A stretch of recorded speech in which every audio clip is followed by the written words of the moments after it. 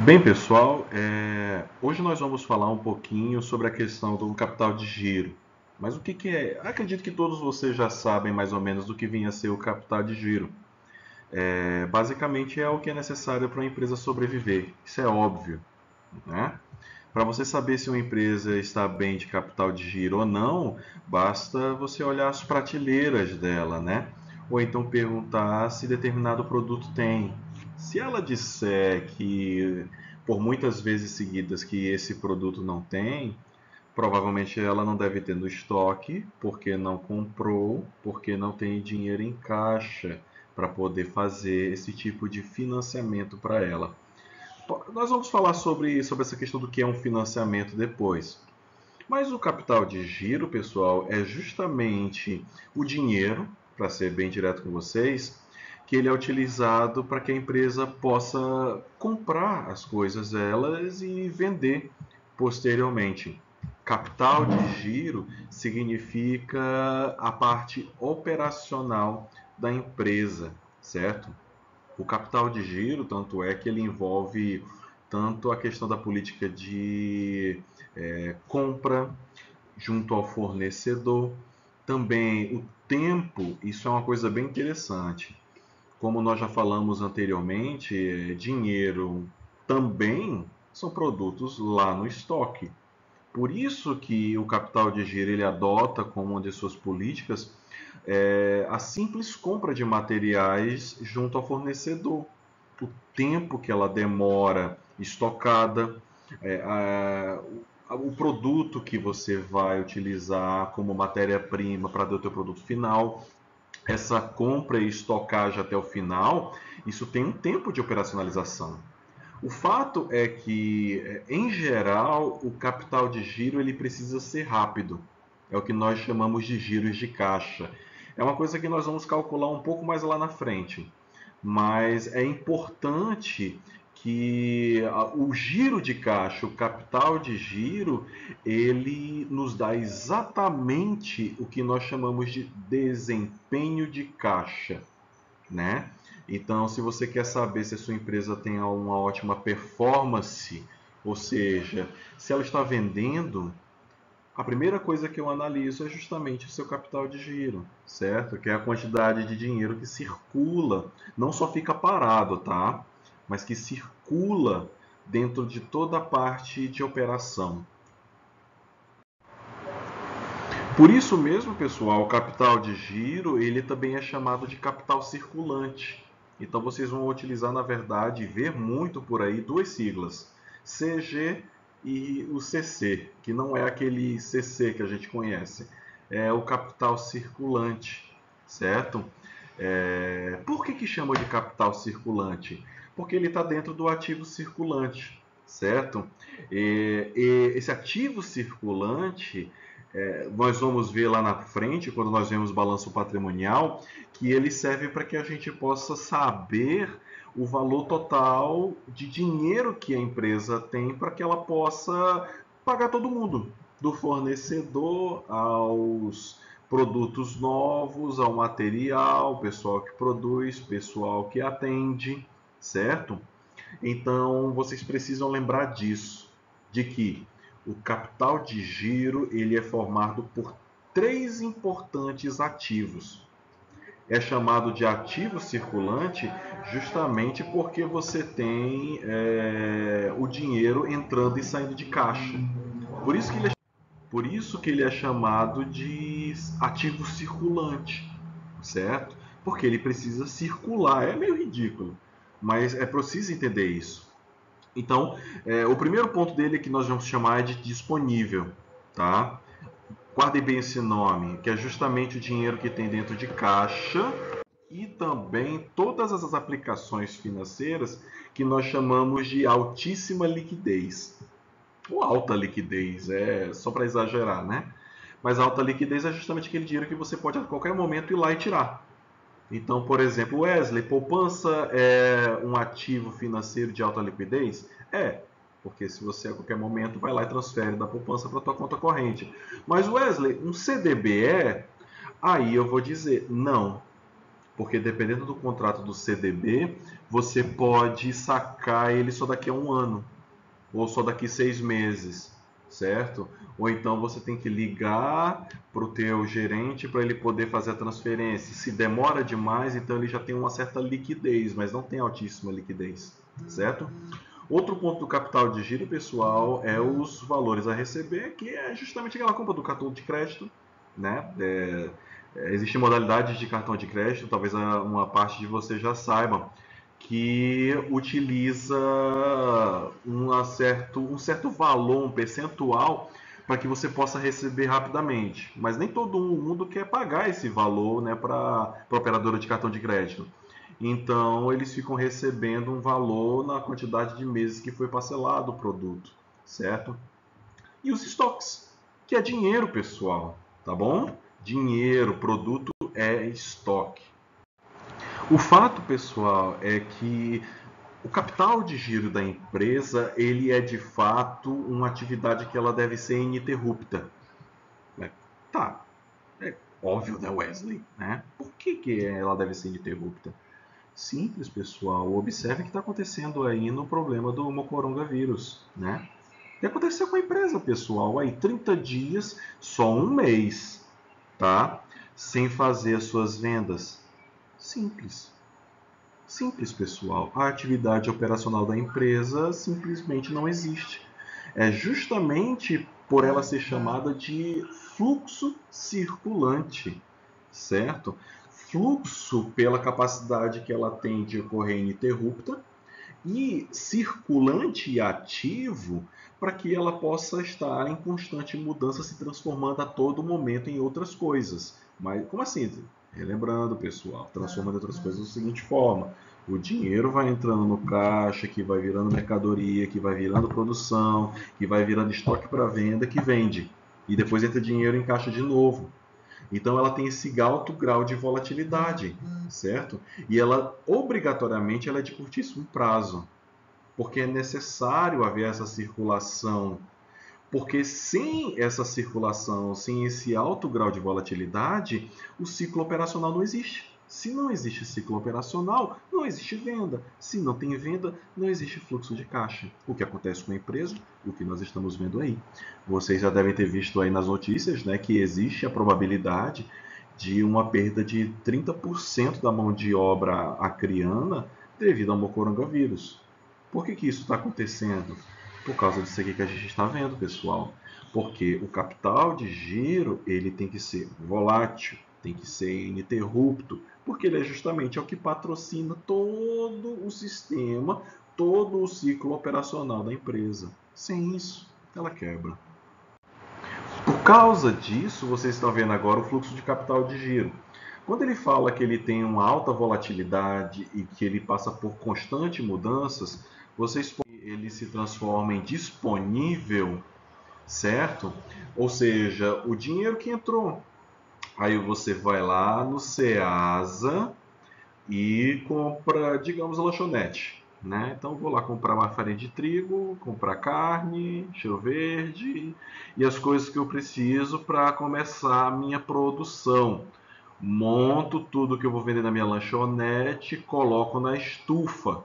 Algumas pessoas vão vender, vão comprar medinho à vista, vão entrar rapidamente no meu disponível para que eu possa comprar amanhã de novo.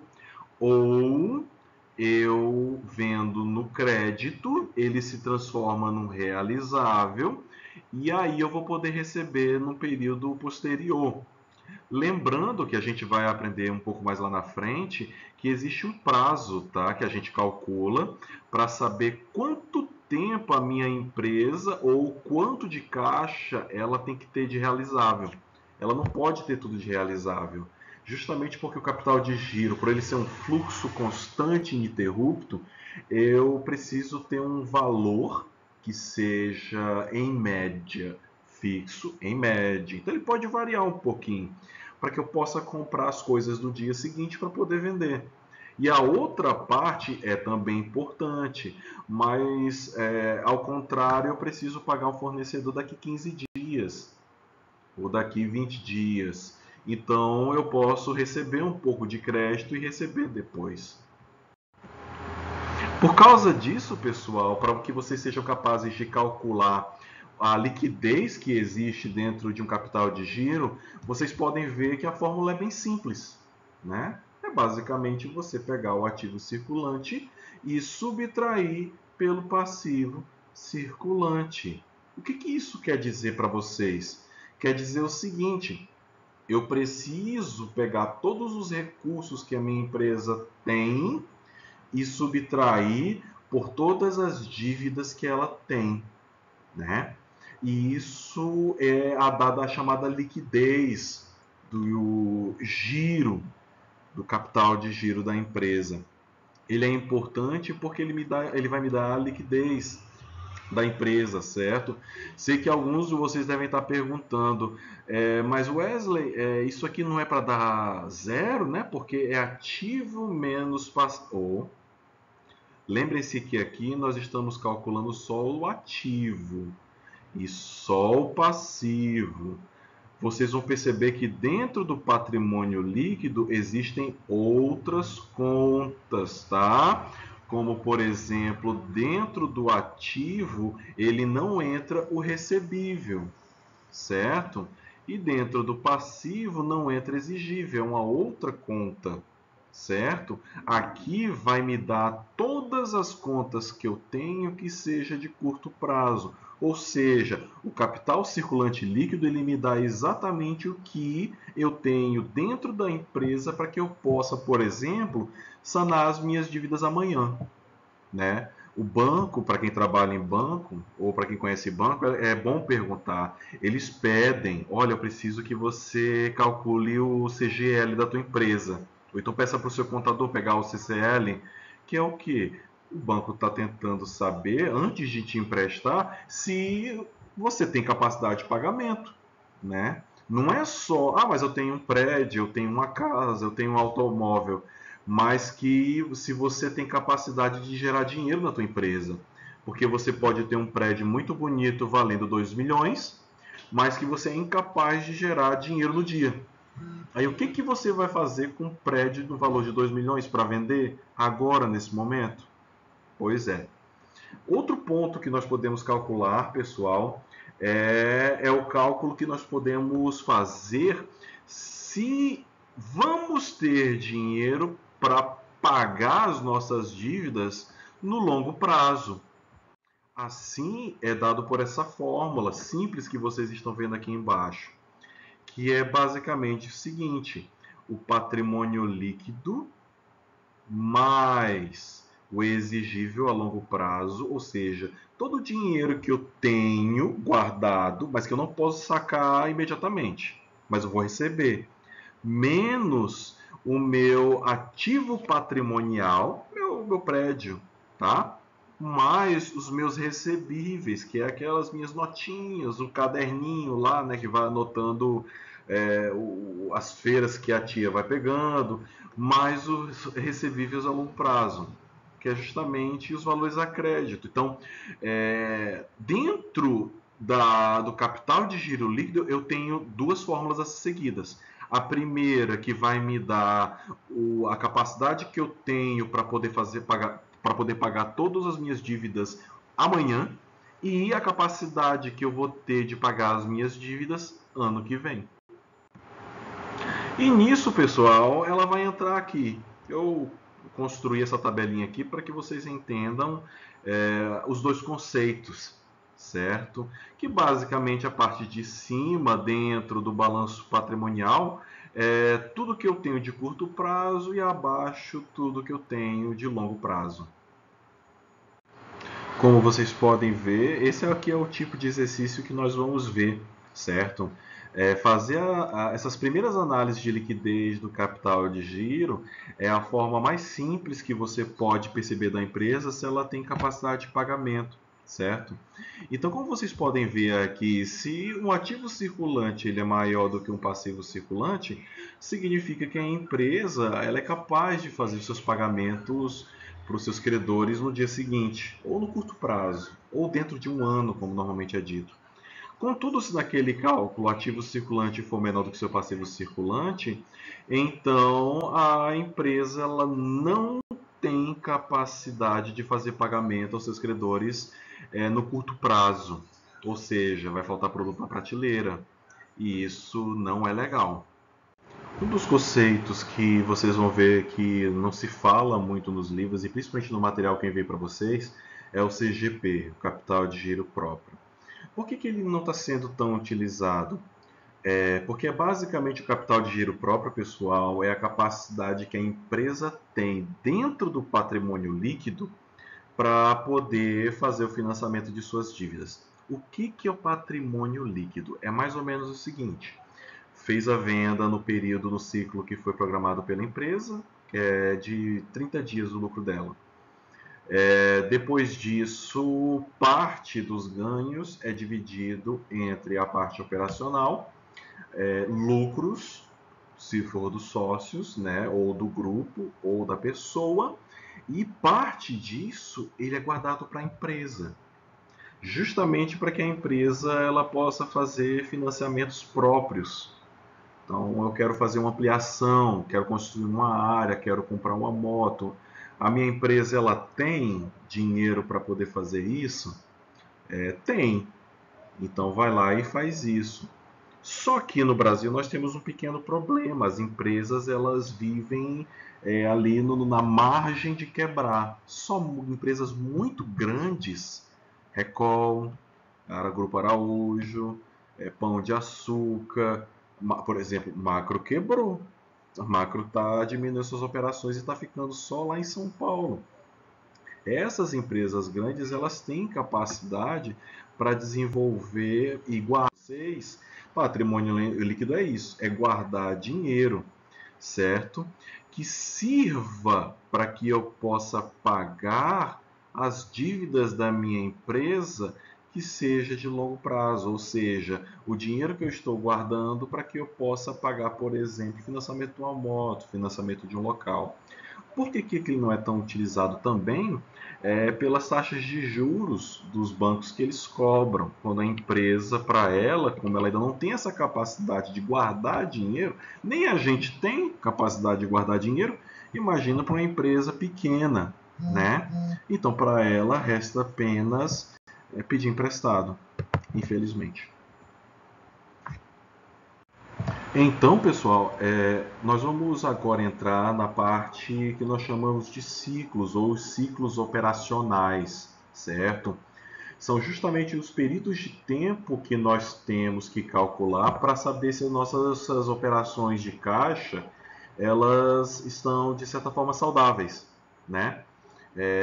Porque nós falamos muito sobre a questão do capital de giro, que ele é um fluxo, que ele é ininterrupto, mas eu preciso saber quanto tempo a minha empresa ela é capaz, por exemplo, de medir a minha atividade que eu tenho de compra de fornecedor até a armazenagem. Quanto tempo isso demora? O fato é que é preciso calcular isso para que vocês possam ter uma ideia de quanto tempo você precisa para ter caixa dentro da empresa, para que você seja capaz de pagar, para ser bem direto, os seus credores, os funcionários da empresa, certo? E é justamente nesses ciclos que você precisa saber para entender exatamente como a empresa funciona. Lembrando que os ciclos, quanto menores, melhores, principalmente o financeiro. E agora nós vamos ver essas fórmulas simples, né? Não vou mentir para vocês, esses cálculos normalmente os programas de gerenciamento e contabilidade que a própria empresa adquire, não é só do contador não. Eles são capa fungada. Vocês têm acesso, né? Então, basicamente, qual é a fórmula de tudo? Então, primeiramente, eu quero saber qual é o tamanho da atividade da minha empresa. Quanto tempo ela demora para que, desde a compra do estoque, desde a compra junto com o fornecedor, até a compra com o consumidor, nós chamamos isso aí, pessoal, de ciclo operacional total. Que nada mais se tem de fabricação mais o prazo médio de venda mais o prazo médio de compra, que vai ser a soma tanto do que você vendeu à vista como você vendeu a prazo, né? Não se preocupem, eu vou fazer uma atividade com exemplos resolvidos, depois outros exemplos que vocês vão fazer. O ciclo econômico, pessoal, é basicamente o controle do estoque que você vai ter da tua empresa. Então, basicamente é o seguinte, eu quero saber, em média, quanto tempo os meus produtos eles ficam parados. Então, o prazo médio de estoque da matéria-prima, mais o prazo médio de fabricação, mais o prazo médio de estoque de vendas, tá? Então eu sei mais ou menos o tempo que os produtos eles vão ficar ali parados. E o terceiro, mas não menos importante, é o chamado ciclo financeiro, que ele engloba, pessoal, o ciclo econômico menos o prazo médio que você tem de pagamento a fornecedor. Os outros são importantes, tá? Mas o ciclo financeiro, ele é o principal, porque ele vai dar justamente o prazo que você vai ter em média, para ser bem direto com vocês, para juntar dinheiro para pagar o fornecedor. Lembra que a gente sempre conversou na sala de aula que o fornecedor tem que ser o nosso amigão, melhor amigo? Por quê? Vivemos no Acre.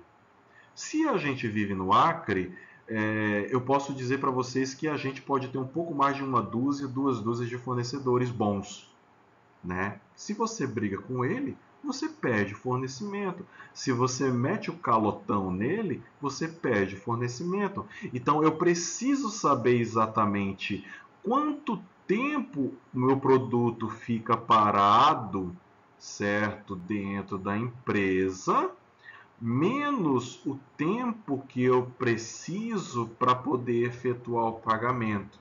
Normalmente esse prazo médio junto a fornecedor, pessoal, ele engloba de 5 a 10 dias. Nós vamos calcular isso e vocês vão entender melhor como é que funciona isso.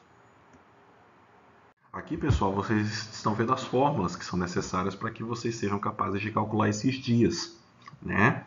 Então, qual é o prazo médio de estoque da minha matéria-prima? É simples, né?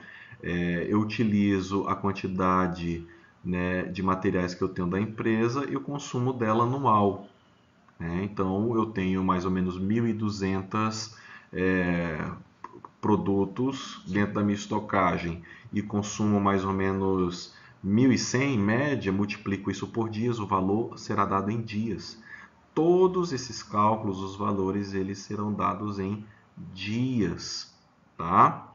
Então você sabe que o prazo médio de estocagem dentro da empresa vai ser de 10 dias, então ela passa 10 dias lá dentro dos estoques.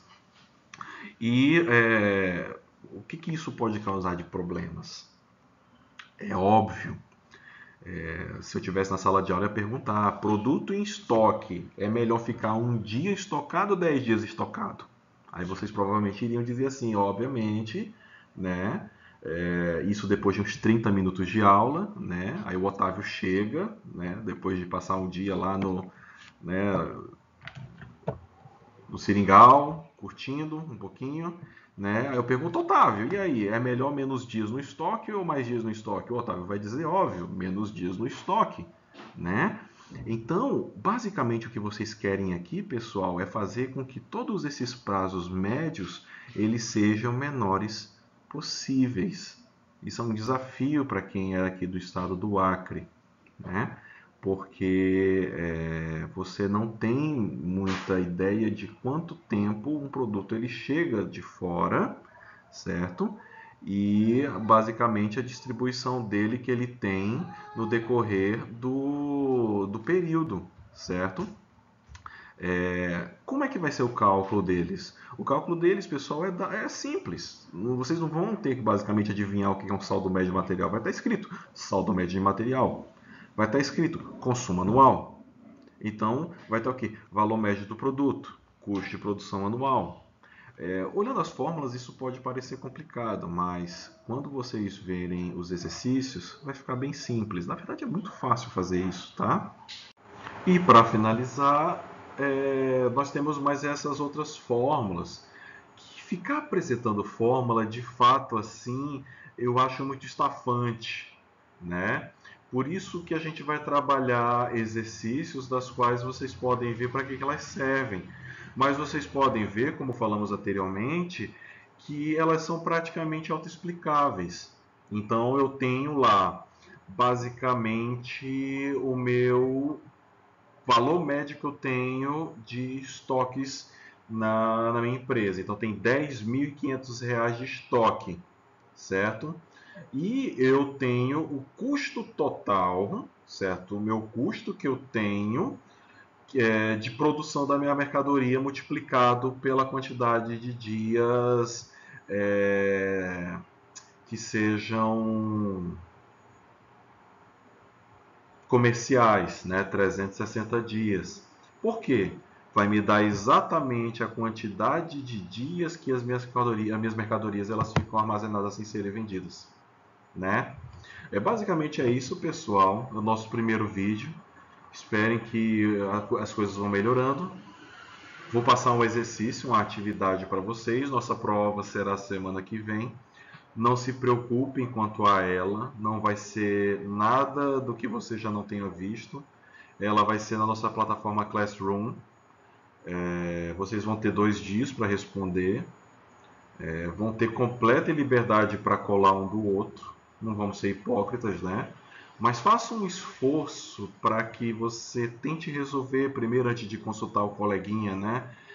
Procure no livro, porque como eu falo para vocês, essa situação que está ocorrendo ela é temporária, né? Mas isso não anula a responsabilidade que vocês têm de solidificar o conhecimento, né? Vou passar uma atividade. Quarta-feira, quinta-feira, vou passar uns exercícios de revisão. E segunda-feira vai ser a nossa prova. Tudo bem, pessoal? Abração.